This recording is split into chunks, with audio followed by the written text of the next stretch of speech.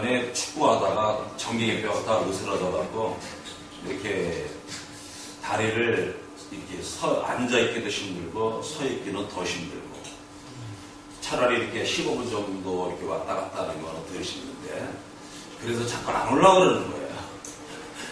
10분을 설교를 하려면은 아주 제가 그 후유증이 너무 심하기 때문에 통증이 꼭 몰려와가지고 말씀 전하도록 하겠습니다.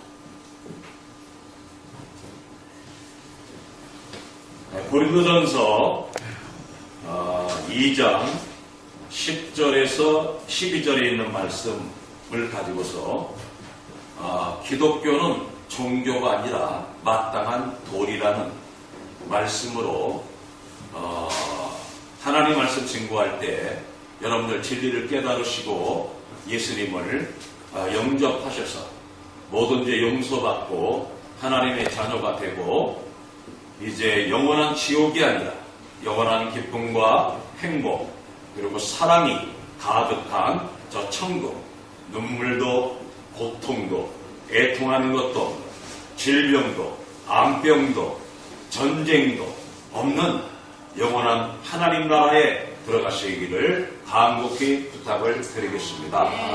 제가 복음을 전하다 보면은 여러 종류의 사람들을 만나게 됩니다. 아시다시피 저는 지금으로부터 38년 전에 철저한 불교 신자여 예수 믿는 사람들을 핍박하던 사람 중에 한 사람이었습니다. 그러다가 1980년도에 친구 따라서 기도원 올라갔다가 거기서 제가 주님을 만났습니다. 말씀을 통하여서 저는 초등학교 때부터 좀 철학적 사고를 했어요. 이 우주만물은 도대체 어떻게 생겨난 것인가? 인간은 과연 어디서 온 것인가? 인간은 그리고 어디로 가는 것인가? 그리고 왜 이 세상에는 이렇게 행복한 삶을 추구하지만은 행복보다는 고난과 고통과 불행이 많은 것인가? 그리고 착한 사람은 참 괴롭힘을 당하고 어렵게 살고 또 거짓되고 악랄한 자들은 불의한 자들은 또 잘 되고 이런 것들에 대해서 제가 궁금증이 많았습니다. 그러다가 38년 전이죠. 23살 나이에 제가 기도원의 친구 따라 갔다가 거기서 하나님의 말씀을 통하여 마치 그때 증거되는 말씀이 무슨 말씀이냐? 하나님의 창조, 인간의 창조, 인간의 타락으로서 온 결과, 영적, 정신적, 육체적, 그리고 대인 관계적, 그리고 자연적, 온갖 고난과 고통, 불행과 저주, 그리고 이 죄 때문에 사망이 왔고 심판이 왔고 영원한 지옥을 갈 수밖에 없습니다. 그러나 우리 하나님께서는 우리를 사랑해 주셔서 하나밖에 없는 독생자 예수 그리스도를 이 땅에 보내주셨고 그 예수 그리스도는 저와 여러분의 온 인류의 모든 죄를 다 짊어지시고 십자가에 못 박혀 죽으셨고 약속대로 부활하셨고 하늘로 승천하셨고 이제 다시 오실 약속만을 남겨두고 있는데 그 예수님의 재림의 때가 지금 아주 가깝게 다가왔다는 것입니다. 저는 그 진리를 깨닫고 나서 그 이후로 산에서 내려와서부터 이제 제가 전도를 하기 시작한 것이 지금 38년간 지하철에서 버스에서 배에서 하여튼 비행기에서만 빼놓고 아주 열심으로 복음을 전합니다. 그런데 지난주에도 제가 말씀 전할 때도 창조냐 진화냐 이 말씀으로 창세기 2장 7절의 말씀을 중심으로 말씀을 전했듯이 오늘 또한 이 메시지가 일반 주의 백성들이 들으면은 또 확실한 자기 신앙을 견고히 다질 것이고 그리고 전도하는 데에 많은 도움을 얻게 될 것이고 저는 특히 불신자들이 듣기를 원합니다. 불신자들이. 그래서 불신자들이 깨닫고 회개하고 주님 앞으로 돌아오는 역사가 이 새 신방을 통하여서 주렁주렁 많은 열매가 맺히게 될 줄로 믿습니다. 아멘. 저는 그래서 이 현장 속에서 안 믿는 사람들을 많이 만나게 되면요 이런 말을 합니다. 기독교는 우리가 편의상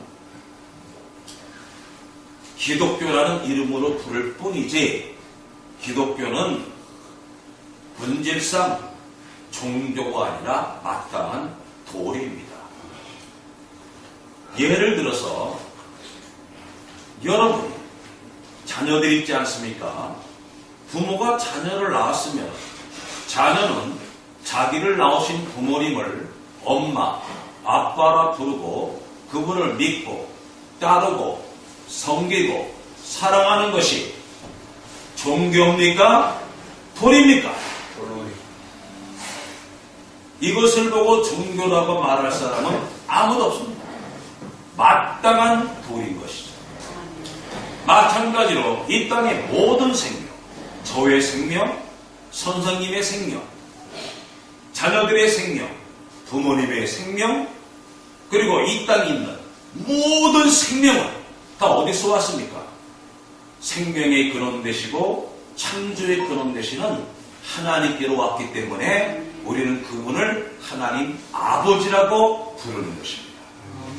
그런데 왜 우리가 이 마땅한 도리를 잃어버리게 되었습니까? 그것은 바로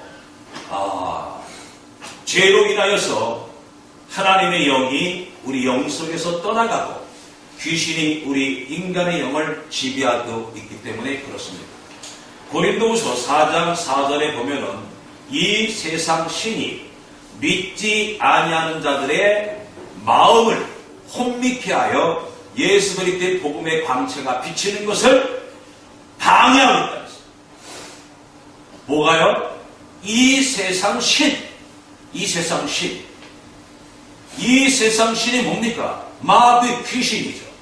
이 귀신이 이 세상 사람들의 믿지 아니하는 자들의 마음을 혼미케 만들어서 그리스도의 이 복음의 광채가 예수님이 나의 죄 때문에 죽으셨고 부활하셨고 예수를 믿으면 제사함 받고 하나님의 자녀가 되고 영원한 생명을 얻고 영원한 하나님 나라에 들어간다는 이것을 못 깨닫게 만든다. 뭘 받아야 깨달아지느냐? 오늘 본문 속에 말씀했듯이 성령은 하나님의 깊은 것이라도 통달하고 계시고 아멘. 사람의 사정을 사람의 속에는 영에는 누가 알리요?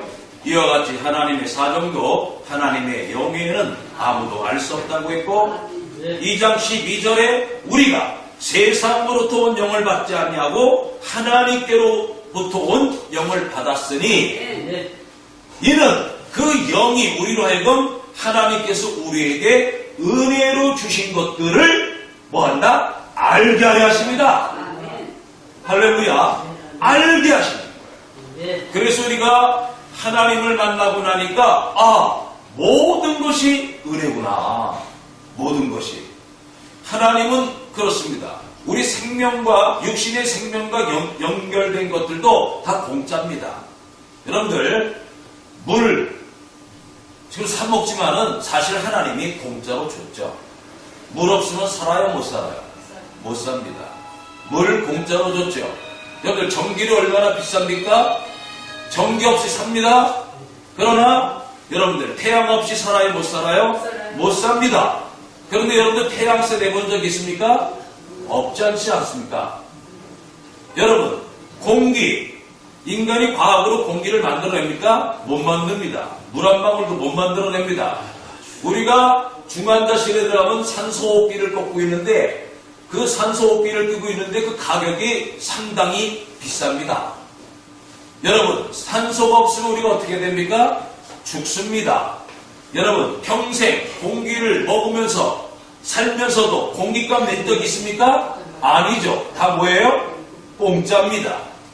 육신의 생명에게도 꼭 필요한 것들은 하나님이 공짜로 주시는 것 마찬가지로 영원한 생명도 뭐냐? 하나님이 은혜로, 선물로, 믿음으로 우리에게 주시는 줄 믿습니다. 아멘. 그 불신자 중에 우리가 답답한 것을 보면은요, 사람들이 유명한 화가나 사진 작가들이 그린 그림이나 또는 사진이나 이런 것들을 보게 되면은 매우 기뻐하고 즐거워하고 감동합니다. 그리고 무슨 생각을 합니까? 이 너무나 아름다운 이 사진, 이 그림을 누가 찍었을까? 누가 그렸을까? 이걸 생각합니까? 안 합니까? 네. 다 합니다. 그런데 그 그림이나 그 사진과는 비교도 될 수 없는 저 우주의 신비로운 우주, 이 대자연의 아름다움, 아멘. 이것을 보면서는 네. 이것을 누가 만들었을까? 관심. 생각하는 사람이 있습니까? 그렇지요. 없습니다. 왜 그렇다고요? 고린도후서 4장 4절에 있는 말씀처럼 이 세상 신이 믿지 아니하는 자들의 마음을 혼미케 만들어서 그런 것입니다.